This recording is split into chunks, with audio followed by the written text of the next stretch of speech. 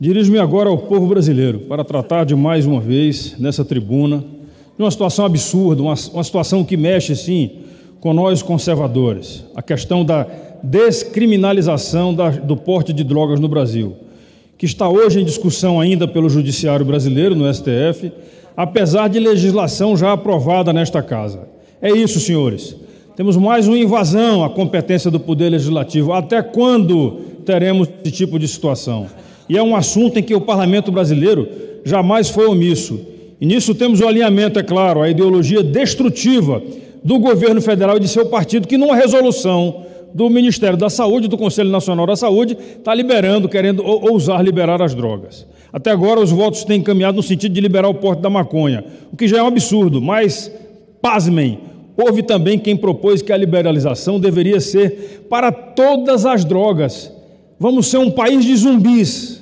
Querem agora determinar que um usuário pode andar com certa quantidade de drogas sem que isso possa ser considerado crime, sob o argumento de que a criminalização do uso de drogas seria uma ofensa ao princípio da intimidade e da vida privada do usuário, e que esse não seria um problema de saúde pública. Sim, senhores, é o que está escrito nas razões do recurso extraordinário 635-659. Agora vejam, vim aqui também trazer dados sobre as consequências da descriminalização das drogas em outros países. Por exemplo, em Portugal, que descriminalizou o porte de drogas em 2001, estabeleceu um limite para o porte de maconha de 25 gramas. Observou-se que, ao longo de 20 anos, um aumento de 60% no consumo de drogas.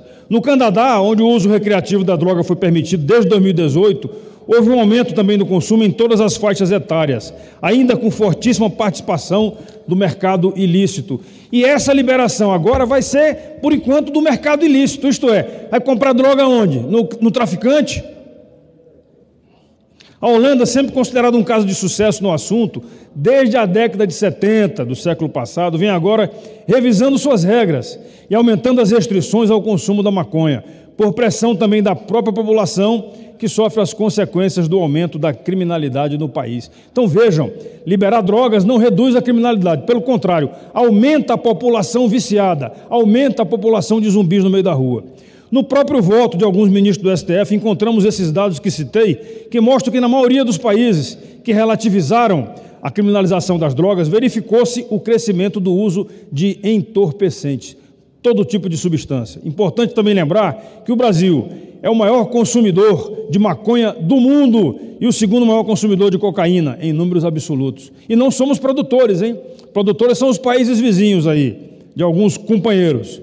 Temos ainda os seguintes dados na maioria dos países que descriminalizaram o porte de maconha pelo usuário. As quantidades limítrofes são muito menores do que a essas que o STF está discutindo lá.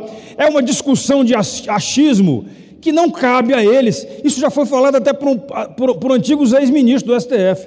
E aí os ministros de hoje insistem em colocar em votação. Presidente do Supremo, ministros, pensem sobre isso. Não cabe aos senhores decidir sobre isso daí. Deixe que esta casa faça, se for o caso. A discussão lá é que o STF quer propor para o Brasil limites de 25, de 30 gramas, de 100 gramas. Ora, difícil vai ser para o policial definir isso aí no meio da rua. E o policial que tem o tirocínio, ele sabe quando o cara é traficante, quando o cara é consumidor. Até porque, meus amigos, eu fui secretário de segurança e sei disso. O traficante, ele não é consumidor de droga. Ele é traficante, ele quer só ganhar dinheiro. Ele e a família dele, ninguém consome.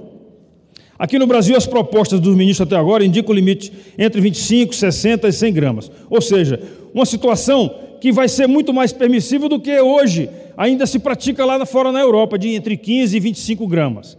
Pergunto finalmente, além de ser uma invasão à competência do Parlamento, onde se encontra a verdadeira representação democrática dos interesses do povo brasileiro? Esta decisão que o Judiciário está prestes a tomar é responsável? É claro que não, eles não foram eleitos, não tiveram nenhum voto. A representatividade que o ministro Supremo tem é zero. Eles não foram eleitos. Fomos eleitos nós aqui, os senadores. Esta é uma realidade. Eu pergunto, o Brasil está preparado para essas consequências? A Cracolândia de São Paulo, as Cracolândias que existem aí no Rio de Janeiro, no Rio Grande do Norte, em todos os estados do Brasil, nas capitais, principalmente no interior, essas cracolândias vão aumentar. Onde é que esse pessoal vai ficar? Quem vai cuidar deles?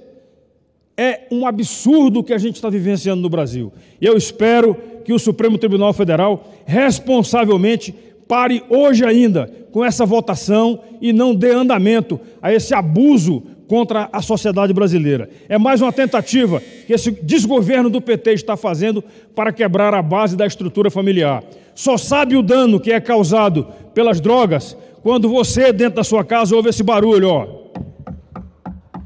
A droga batendo na porta. Mas não é batendo do lado de fora, não. É quando a droga está batendo pelo lado de dentro. Aí você já tem alguém da sua família viciado, doente, querendo sair para poder ir atrás do vício e não consegue. Esta é a realidade que o Brasil não pode querer passar de maneira nenhuma. Queremos responsabilidade do Supremo Tribunal Federal? Parem já. Vida sim, drogas não.